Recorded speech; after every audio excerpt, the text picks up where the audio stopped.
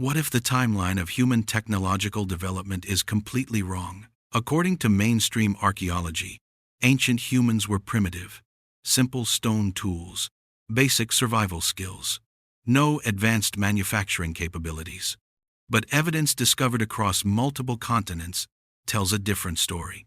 Evidence that's been downplayed, dismissed, or conveniently ignored by establishment institutions.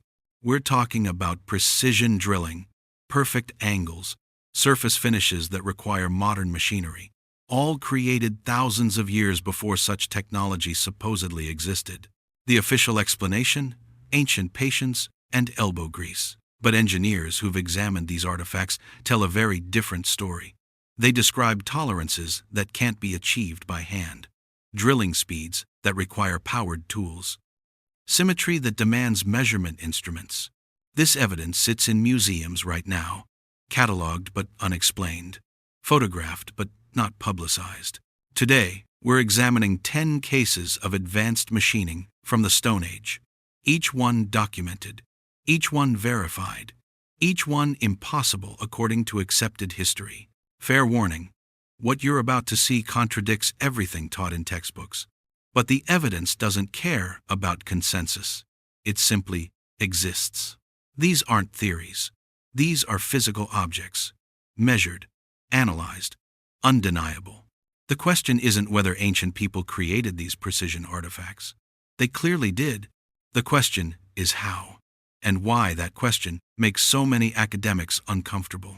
10 cases, 10 impossible objects, all hiding in plain sight. Number 1 takes us to Egypt. The Saqqara vase. This isn't some crude pottery bowl. This is a precision-engineered object that shouldn't exist. The vase was discovered in the early 1900s, buried beneath the step pyramid of Djoser. That dates it to around 2600 BCE, over 4,000 years old. Here's what makes it impossible. The vase is carved from a single piece of schist. That's a hard, metamorphic rock, difficult to work even with modern tools. But the craftsmanship goes beyond difficult. It enters the realm of inexplicable. The walls of the vase are perfectly uniform. Measured with calipers, they maintain consistent thickness throughout. We're talking variations of less than 1 millimeter. The interior is hollow, carved out through the narrow neck opening. The internal curves are smooth and symmetrical. Modern engineers have examined this object. Their conclusion? This requires a lathe. Not just any lathe, a precision lathe capable of holding the workpiece steady while maintaining exact rotational speed. The Egyptians supposedly didn't have lathes. Definitely not in 2600 BCE. The official explanation? Copper tools and abrasive sand. Endless patience. Skilled craftsmen working by hand and eye. But engineers who manufacture precision components for aerospace applications call that explanation absurd. To achieve these tolerances by hand would require measurement tools, calipers at minimum, probably dial indicators. The ancient Egyptians didn't have those either, and it's not just one vase. There are dozens, all showing the same impossible precision. Some are made from diorite, one of the hardest stones on Earth. Rank 7 on the Mohs scale. That's harder than steel files. Carving diorite requires diamond-tipped tools or powered machinery. The Egyptians had copper and bronze, soft metals that would be destroyed attempting to shape diorite. Museum curators acknowledge the precision. They describe it in catalog notes, but they stop short of the obvious conclusion, because that conclusion threatens 70 years of established archaeological theory. The evidence sits behind glass. Visitors walk past it every day. Most never realize they're looking at an impossibility. But machinists who've examined the vases can't explain them, not with ancient technology, not even with medieval technology. These objects require Industrial Revolution-era capabilities, at minimum, yet they were created over 4 millennia ago. The pattern starts here: precision that can't be explained, evidence that's acknowledged but not addressed. Number 2 brings us to the Antikythera mechanism, found at the bottom of the Aegean Sea. In 1901, divers discovered a shipwreck off the Greek island of Antikythera. Among the artifacts recovered was a corroded lump of bronze, nearly overlooked, almost discarded. But when conservators cleaned it, they found gears. Dozens of precisely cut gears, interlocking in complex arrangements. This object dates to approximately 100 BCE, 2,000 years old. When researchers finally understood what they were looking at, it changed everything. The Antikythera mechanism is an analog computer designed to calculate astronomical positions. It tracks the movement of the sun, moon, and planets, predicts eclipses, follows the Olympic Games cycle. The engineering is extraordinary. 30 bronze gears, some with triangular teeth, others with precisely calculated tooth counts to create accurate gear ratios. The main gear has 223 teeth, cut with incredible precision. Each tooth the same size, same angle, same depth. Here's the problem. This level of gear manufacturing wasn't supposed to exist until the 14th century. That's a 1400-year gap. The device uses differential gearing. That's a sophisticated mechanical concept. The first known use of differential gears in Western technology, 1728 CE. Yet this mechanism has differential gears cut in 100 BCE. The inscriptions on the device describe astronomical cycles with remarkable accuracy. The Saros cycle for eclipse prediction, the Metonic cycle tracking lunar phases, the Callipic cycle for calendar corrections. This isn't primitive astronomy. This is sophisticated mathematical calculation translated into mechanical form. Modern replicas have been built by master craftsmen. Using period-appropriate tools, the process is nearly impossible. Cutting those gears by hand requires incredible skill. But more importantly, it requires precise measurement. You need to divide a circle into exactly 223 equal parts. That requires instruments. Probably a dividing engine or precise compass. No such instruments from ancient Greece have ever been found. The official explanation? A one-off marvel, created by unknown genius craftsmen. No predecessors, no contemporary examples, no successors for centuries. Convenient and statistically improbable. Complex technology doesn't appear fully formed. It evolves. It requires infrastructure. It needs a community of skilled makers. But no other examples exist. Not from Greece. Not from that time period. Either this was the only device ever created with this technology, or the others haven't been found, or haven't been recognized. The mechanism sat in a museum for decades before its significance was understood. Catalogued as bronze fragments, nearly lost to history again. How many other artifacts sit in storage rooms, classified as ordinary objects because nobody's looked closely enough? The Antikythera mechanism proves ancient people possessed technological sophistication far beyond what textbooks claim. And if they could build this, what else could they build? Number 3 takes us to Pumapunku in Bolivia, where precision stone cutting reaches impossible levels. The ruins sit at 13,000 feet elevation, in the Andes Mountains, near Lake Titicaca. These aren't crude stone blocks stacked by muscle power. These are precision-cut megalithic components, manufactured to exact specifications. The site dates to approximately 500 CE. Some researchers argue it's much older. The blocks are made from andesite and red sandstone. Andesite ranks 6 to 7 on the Mohs scale. Very hard, extremely difficult to work. But difficulty doesn't describe what's been accomplished here. Impossible comes closer.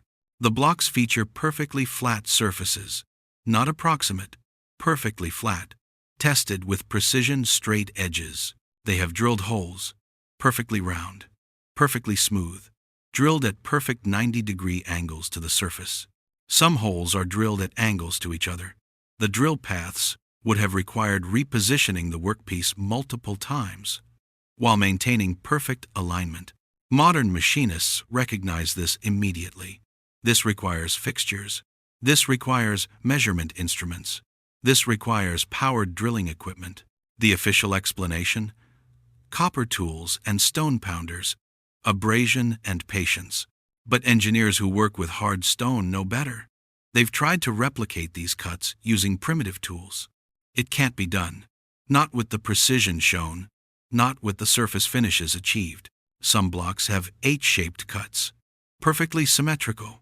These appear to be connection points, designed to hold blocks together with metal clips. The H-shapes are identical across multiple blocks. Same dimensions, same depths, same angles. That indicates templating. That indicates standardized manufacturing. That indicates industrial-level production processes. But mainstream archaeology insists this was accomplished by Bronze Age people with basic tools. The blocks weigh up to 100 tons. They were transported from quarries miles away, then lifted and positioned with incredible precision. No mortar was used. The blocks fit together so tightly that a knife blade can't slip between them. This technique is called ashlar masonry. It requires each block to be custom fitted. That means constant measurement and adjustment. Without precision measurement tools, this is impossible. You can't fit massive blocks this precisely by eyeballing it. Some blocks have perfectly straight channels cut into them, multiple inches deep, perfectly parallel walls, 90-degree corners at the bottom. Creating channels like that by hand, with stone and copper tools, while maintaining those tolerances? Modern stoneworkers say it can't be done, not without diamond-tipped saws and powered grinding equipment. Yet there the channels sit, carved over 1,000 years ago. Archaeologists acknowledge the precision. They photograph it, they measure it, they catalog it. But they stop short of the obvious conclusion. Because that conclusion requires rewriting history. The evidence at Pumapunku doesn't just suggest advanced tools, it proves them.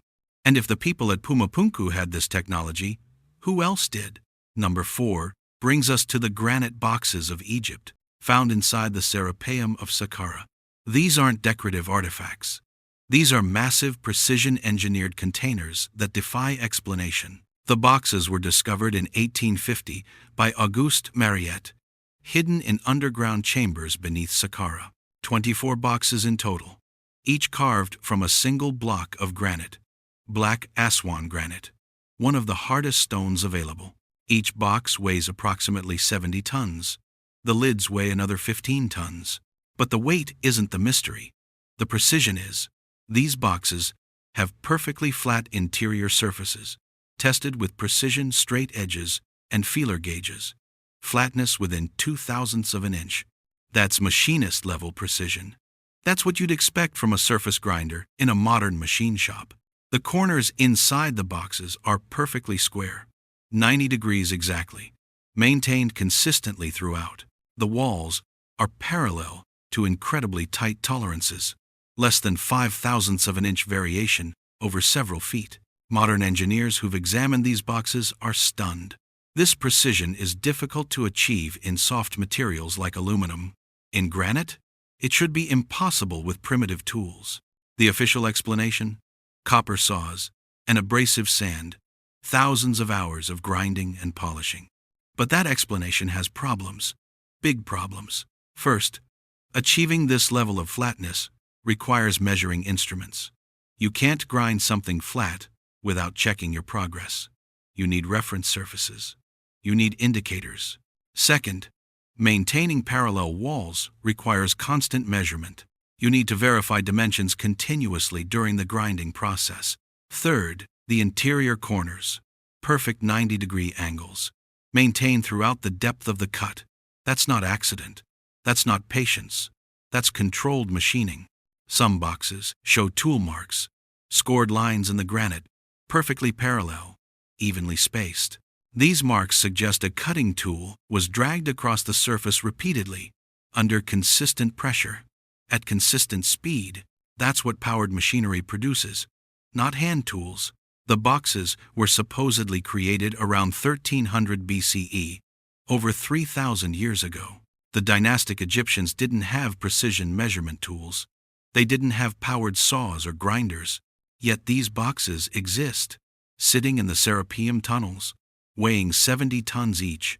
And here's the strangest part. The boxes are empty.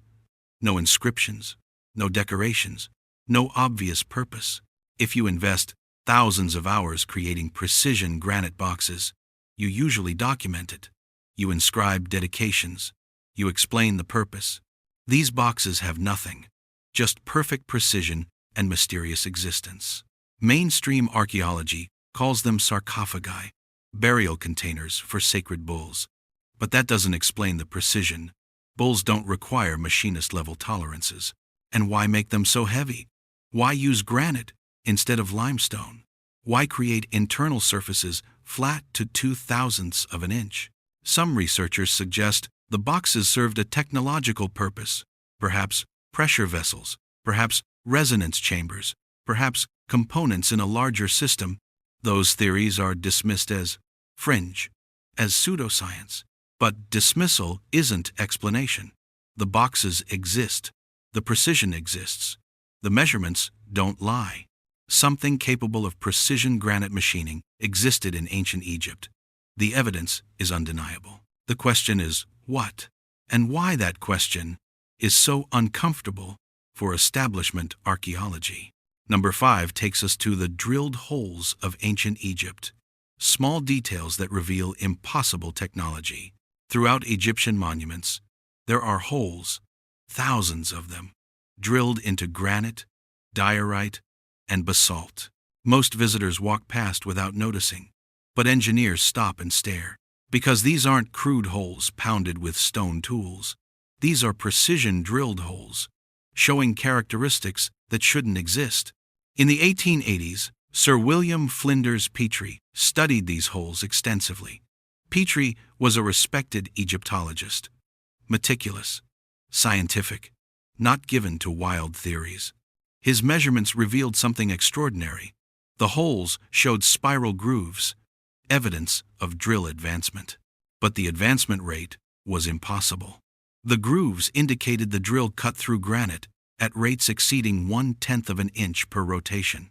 Modern diamond-tip drills cutting granite advance at approximately 1/100th of an inch per rotation. That's with powered machinery.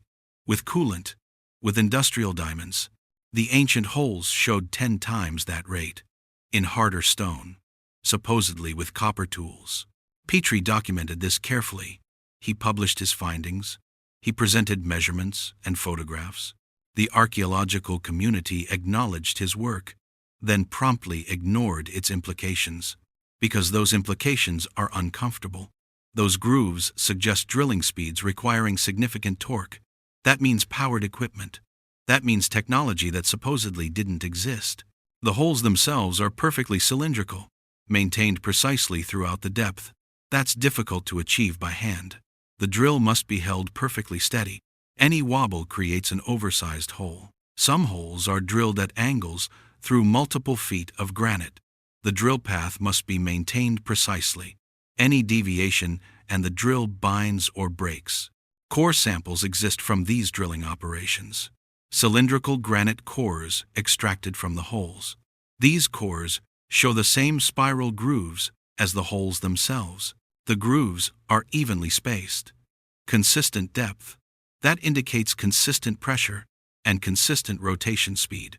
Hand-powered drills don't produce consistent results. Human power varies. Pressure fluctuates. Speed changes. These cores show machine consistency, not human variation. Some researchers have attempted to replicate this drilling using ancient techniques: copper tubes, abrasive sand, manual rotation. The results are poor. Slow advancement, irregular holes, inconsistent grooves, nothing approaching the precision of the ancient examples. Modern experiments achieve perhaps 1/1000th of an inch per rotation. At that rate, drilling a hole 3 feet deep would take weeks, perhaps months. Yet Egyptian monuments have thousands of these holes, drilled to consistent quality, all showing the same characteristics. The labor investment would be staggering, unless the drilling was much faster, unless the technology was much more advanced. Petrie concluded the ancient Egyptians possessed drilling technology superior to anything in 1880s Britain. He couldn't explain it, but he documented it. His findings sit in archaeological literature, cited but not emphasized, acknowledged but not investigated further. Because investigating further leads to uncomfortable questions. Questions about lost technology. Questions about historical timelines. questions that threaten established narratives. The holes remain, the measurements remain, the implications remain. Ancient Egypt possessed powered drilling technology. The evidence is literally carved in stone. And if they had that, what else did they have? Number 6 examines the stone cutting at Ollantaytambo in Peru, where blocks fit together with impossible precision. The ruins sit in the sacred valley of the Incas, built into a mountainside, overlooking a strategic river gorge. The official dating attributes the site to Inca construction, around 1450 CE. But the stonework tells a different story, or rather, different stonework techniques tell different stories. The site shows two distinct construction methods. The lower terraces feature massive megalithic blocks, precisely cut, perfectly fitted, no mortar, knife blade tight joints. The upper sections show typical Inca stonework, still impressive, but cruder, with mortar filling gaps. The megalithic blocks weigh up to 50 tons. They're made of red granite porphyry, extremely hard stone, difficult to quarry, harder to shape, but the precision achieved is extraordinary. The blocks have perfectly flat faces, sharp 90-degree edges, complex geometric angles. Some blocks show raised protrusions, knobs or tenons designed to fit into corresponding depressions in adjacent blocks. These protrusions are perfectly centered, same size across multiple blocks, same height, same shape. That indicates templating. That indicates standardized manufacturing. That indicates measurement and verification systems. The joint between blocks is often less than 1/100th of an inch. You literally cannot slip paper between them. Achieving that requires both blocks to be cut perfectly. Any irregularity and gaps appear, any deviation, and the fit fails. Modern stone workers who've examined the site can't explain the technique. They understand stone cutting. They work with granite regularly, but this precision exceeds modern capabilities using traditional methods. Even with diamond tools and powered saws, creating these joints is challenging. Some blocks show evidence of saw cuts, long straight lines across the face, deeper on one end, shallower on the other. That's what happens when a large saw blade cuts through stone. The entry point cuts deeper than the exit point as the blade wears. But these cuts supposedly predate steel. They supposedly predate powered machinery. The quarry where the blocks originated sits across the valley, on a mountainside, 6 miles away. The blocks were somehow transported down one mountain, across a river, and up another mountain, then lifted into position with precision. The logistics are staggering. Moving 50-ton blocks requires infrastructure, roads or ramps, probably rollers or sleds, definitely rope or cable systems. But no evidence of this infrastructure exists.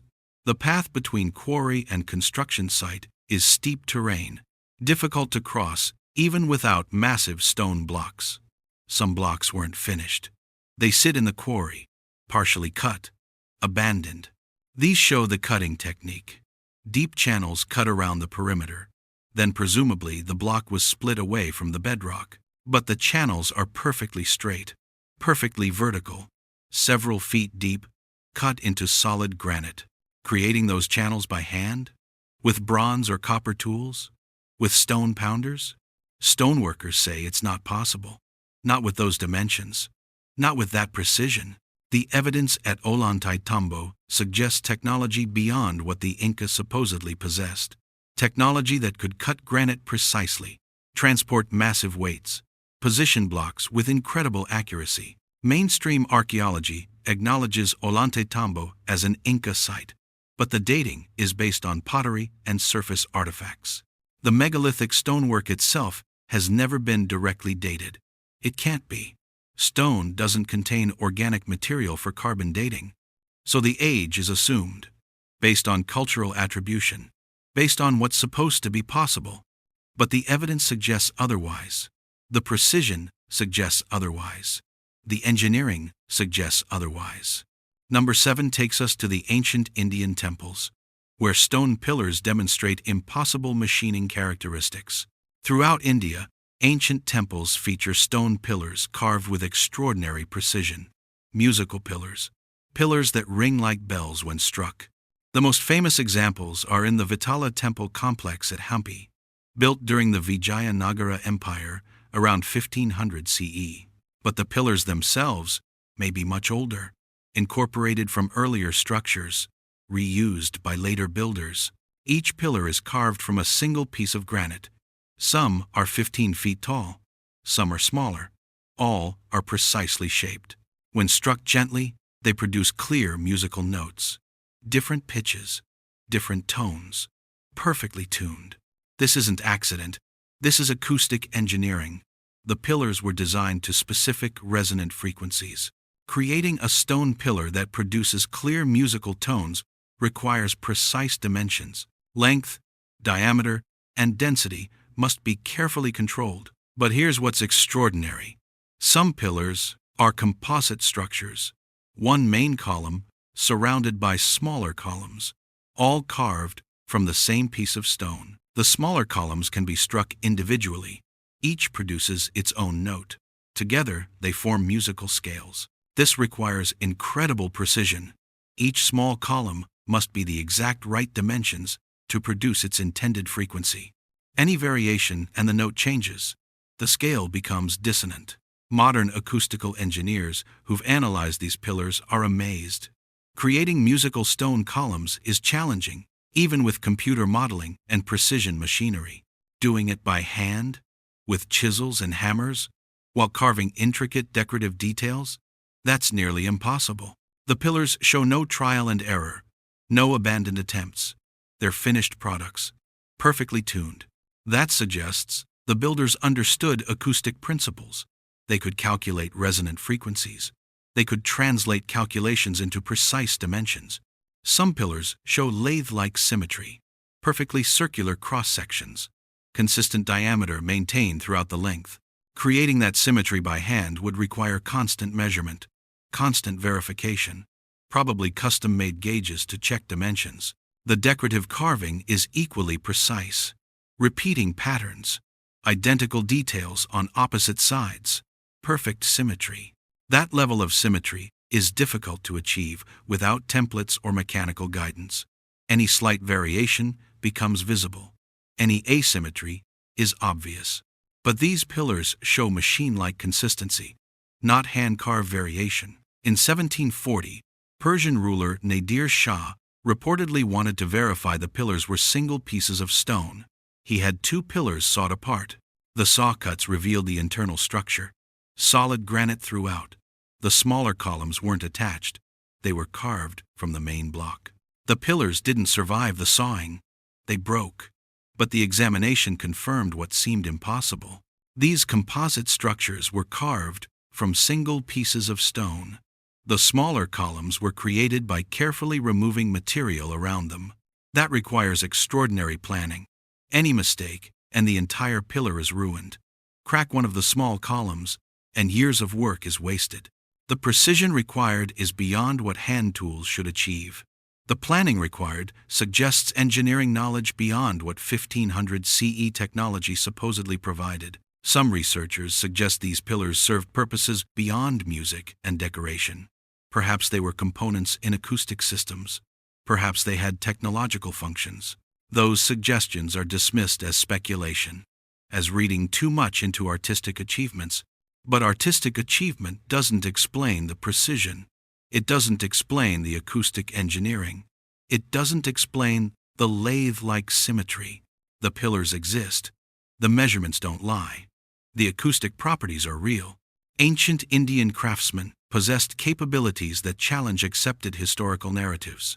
The evidence resonates. Literally. Number 8 brings us to the London hammer, an impossible artifact found in Texas. In 1934, Max and Emma Hahn were hiking near London, Texas. They discovered a rock with wood protruding from it. They took the rock home. It sat on their shelf for years. A curiosity, nothing more. In 1947, they broke open the rock. Inside was a hammer, an iron hammer with a wooden handle. The hammer looked modern. 6-inch metal head, partially fossilized wooden handle, normal construction. But here's the problem. The rock containing the hammer was Ordovician limestone. That dates to over 400 million years ago. The hammer couldn't possibly be that old. Humans didn't exist, neither did trees for wooden handles. But the hammer was encased in the rock, completely surrounded. The rock showed no signs of being broken and reformed. Geologists examined the specimen. They confirmed the limestone was genuine. They confirmed the hammer was enclosed within it. But they couldn't explain how. The official explanation? The limestone must have formed recently, through rapid concretion around the hammer. Convenient, but problematic. Limestone formation usually takes thousands of years, not decades. The hammer itself was analyzed. The metal head shows unusual composition. Very pure iron, almost no carbon, very little sulfur. Modern iron contains impurities. It's made in blast furnaces from ore. The process introduces carbon and other elements. This iron is too pure, too clean. The composition suggests advanced metallurgy, more advanced than what was available in the 18 or 1900s. The wooden handle extends through the metal head. That's normal hammer construction. But the wood shows partial fossilization. Fossilization takes time. Thousands of years minimum, usually much longer. How does wood fossilize in 90 years? It doesn't. Not under normal conditions. The hammerhead also shows no corrosion. Despite being embedded in limestone, despite exposure to moisture, iron corrodes, especially in the presence of water and minerals. This hammer shows almost no oxidation. Some metallurgists suggest the iron composition creates a passive oxide layer, similar to stainless steel, but the composition doesn't match stainless steel formulas. The hammer has been displayed in the Creation Evidence Museum in Glen Rose, Texas, available for examination. But mainstream science largely ignores it. Too anomalous, too problematic, too difficult to explain within accepted frameworks. Critics argue the hammer is a modern tool that fell into a creek. Limestone formed around it through rapid concretion. Case closed. But that doesn't explain the metal composition. It doesn't explain the fossilized wood. It doesn't explain the lack of corrosion. And it doesn't explain how limestone completely enclosed the hammer without any visible entry point. Some researchers suggest the hammer represents out-of-place technology, an artifact that doesn't fit the geological context. Maybe it's proof of advanced ancient civilizations. Maybe it's evidence of lost technology. Maybe it's something else entirely. Or maybe it's just a modern hammer that somehow ended up in unusual circumstances, a geological oddity, nothing more. The problem is, nobody can prove any explanation definitively. The evidence is ambiguous. The context is unclear. But dismissing it without proper investigation is unscientific. Declaring it impossible without examination is prejudice. The hammer exists. The limestone exists. The unusual metallurgy exists. Those are facts. What those facts mean? That's still debated. That's still questioned. That's still unexplained. And unexplained evidence deserves investigation, not dismissal, not ridicule. Investigation. Number 9 examines the Baigong pipes in China. Metal pipes embedded in ancient rock formations. In 1998, explorers investigating the area near Mount Baigong in Qinghai province made a strange discovery. 3 caves in a rock face. Man-made or natural caves. Difficult to determine, but what was inside was undeniable. Metal pipes, dozens of them, embedded in the cave walls, extending into the rock, some running through to the outside. The pipes varied in size. Some were small, finger width, others larger, several inches in diameter. They showed clear manufacturing signs: uniform diameter, consistent wall thickness, hollow centers. Some pipes extended from the cave into nearby Lake Tosan. Underwater pipes, still visible, still intact. The rock formations date to approximately 150,000 years ago, long before human civilization supposedly existed, certainly long before pipe manufacturing existed, long before metallurgy existed. Chinese scientists examined the pipes. They analyzed the composition. The results were unusual. The pipes contained iron, around 30%, but also silicon dioxide, calcium oxide, other minerals. The composition didn't match modern pipe materials, but it also didn't match natural iron formations. Natural iron occurs in deposits, in ore bodies, not in hollow cylindrical pipes with uniform dimensions. The official explanation from some researchers? These aren't manufactured pipes. They're fossilized tree roots. Tree roots can sometimes become mineralized, replaced with minerals over time, creating root-shaped formations. But tree roots aren't hollow with uniform wall thickness. They're not perfectly cylindrical. They don't show consistent diameter throughout their length, and they don't run underwater in straight lines. Tree roots follow water and nutrients. They branch irregularly. They taper naturally. These pipes show manufacturing characteristics: straight paths, uniform dimensions, precise circular cross-sections. Some pipes show what appears to be threading, spiral grooves around the exterior, like pipe threads for connections. Fossilized tree roots don't develop threading. That's a manufacturing feature, created intentionally for joining pipes together. Other researchers suggest the formations are natural sedimentary structures, created by water flow or chemical processes. But that doesn't explain the hollow centers. It doesn't explain the uniform wall thickness. It doesn't explain the apparent threading. The pipes have become a tourist attraction. The Chinese government acknowledges them, but offers no definitive explanation. Some scientists insist on natural explanations, because artificial pipes 150,000 years old are impossible. But impossible according to what? According to accepted timelines. According to established history. The pipes don't care about timelines. They exist regardless. Their characteristics remain unchanged. If they're natural formations, they represent geological processes we don't understand. If they're manufactured, they represent technology from an unknown civilization. Either explanation challenges established knowledge. Either explanation requires rethinking assumptions. The evidence sits in those caves. Visible, measurable, undeniable. Researchers can analyze the composition. They can measure dimensions. They can photograph details. But they can't explain them within conventional frameworks. Not convincingly. Not without stretching natural processes beyond credibility. Maybe they're fossilized roots that coincidentally look like pipes. Maybe they're sedimentary structures that coincidentally show manufacturing features. Or maybe they're exactly what they appear to be: pipes, created by someone, long before anyone was supposed to be there. The evidence doesn't provide easy answers, just difficult questions. Number 10 brings us to the petrodox, a spark plug embedded in Precambrian stone. In 1961, 3 rockhounds were hunting geodes near Olancha, California. Wallace Lane, Virginia Maxey, and Mike Mikesell. They collected specimens, brought them home, prepared to cut them open. Mikesell was cutting through what appeared to be a geode. His diamond saw hit something hard, something metallic. When he opened the rock, he found an object inside: white ceramic interior, metal components, a central shaft. The object looked exactly like a spark plug. Modern automotive spark plug, porcelain insulator, central electrode, metal shell. But spark plugs were invented in the 1860s, first practical versions in the early 1900s. This spark plug was encased in solid rock that had formed around it. Precambrian rock, according to some analyses.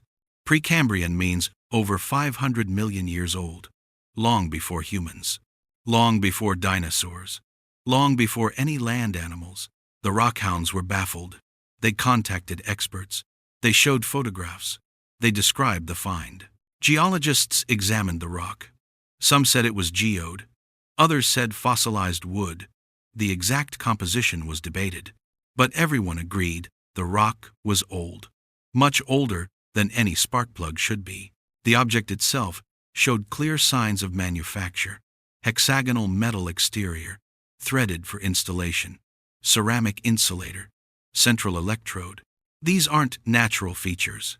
These are engineering features, created by humans, created recently. So what was happening? How does a modern spark plug end up in ancient rock? Skeptics offered explanations. Maybe the rock wasn't that old. Maybe it formed quickly around the spark plug. Maybe it was misidentified. But the rockhounds knew rocks. That was their hobby, their expertise. They recognized ancient formations, and the rock showed no signs of recent formation. It was solid, dense, weathered, consistent with age. Some researchers suggested the object wasn't a spark plug, just something that looked like one, a natural formation, a fossil, something else. But photographs show clear spark plug features: the hexagonal metal shell, the ceramic insulator, the central electrode shaft.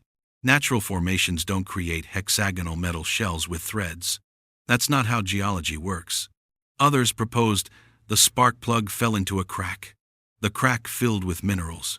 Rapid concretion occurred, creating the appearance of encasement. That's possible. Unlikely, but possible. It would require specific conditions, specific mineral content, specific circumstances, but it doesn't explain the rock's apparent age. If concretion was recent, the rock should show recent characteristics. The object eventually disappeared from public view. The rockhounds displayed it briefly, then it vanished.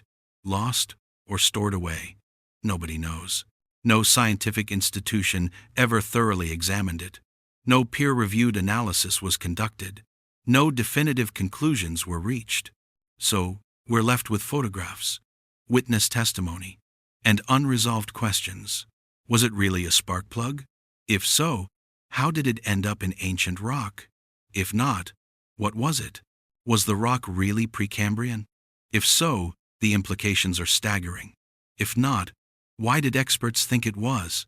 The case represents everything frustrating about anomalous artifacts: intriguing evidence, insufficient investigation, eventual disappearance. When strange objects are found, they should be studied intensively, analyzed thoroughly, documented carefully. Instead, they're often ignored, dismissed, lost to history. The petrodox could have provided answers, or raised more questions. We'll never know. Because it wasn't investigated properly. It wasn't preserved. It wasn't treated as the potential historical anomaly it represented. And that pattern repeats. Impossible artifacts appear, generate brief attention, then fade away. Without proper investigation, we can't determine what they mean. We can't separate genuine mysteries from misunderstandings. But dismissing them without investigation guarantees we'll never know. 10 cases. 10 examples of ancient precision that shouldn't exist according to mainstream timelines. The Saqqara vases with their perfect symmetry. The Antikythera mechanism with its differential gears. The precision granite boxes of Egypt, each one documented, each one measured, each one impossible to replicate with the technology supposedly available.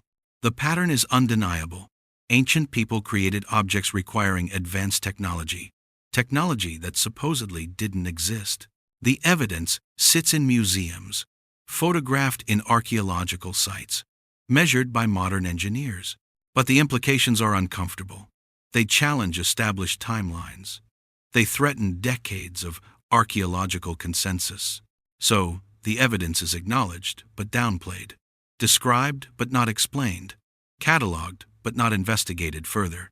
Mainstream archaeology relies on gradual technological development, simple tools leading to complex tools, linear progression over millennia. But these artifacts don't fit that model. They represent capabilities appearing without precedent, precision without apparent technological foundation. Either human history is much more complex than textbooks claim, or these objects represent something else entirely. Lost civilizations with advanced capabilities, technological knowledge that disappeared, methods and machines we've forgotten, or perhaps alternative explanations, natural processes we don't fully understand, geological phenomena that mimic manufacturing characteristics. The honest answer? We don't know. Not with certainty, not without more investigation. But investigation requires acknowledging these anomalies matter, requires treating them as legitimate mysteries worthy of serious study. Instead, they're dismissed, explained away with insufficient evidence, ignored because they're inconvenient. That's not science. Science investigates. Science questions. Science follows evidence, wherever it leads. These artifacts deserve better. They deserve thorough analysis, modern testing, comprehensive documentation. The technology exists now to examine them properly, to measure with incredible precision, to analyze composition in detail. But that requires institutional will, requires academic courage, requires willingness to challenge established narratives. The evidence won't disappear. These objects will continue existing. Future researchers will ask the same questions. Maybe they'll have better answers. Maybe they'll discover explanations that satisfy both evidence and reason. Until then, the mystery remains. The precision remains. The impossibility remains. Ancient people achieved things we can't fully explain, created objects that challenge our understanding, left evidence that demands investigation. The question isn't whether these things exist. They clearly do. The question is whether we're willing to honestly examine what they mean,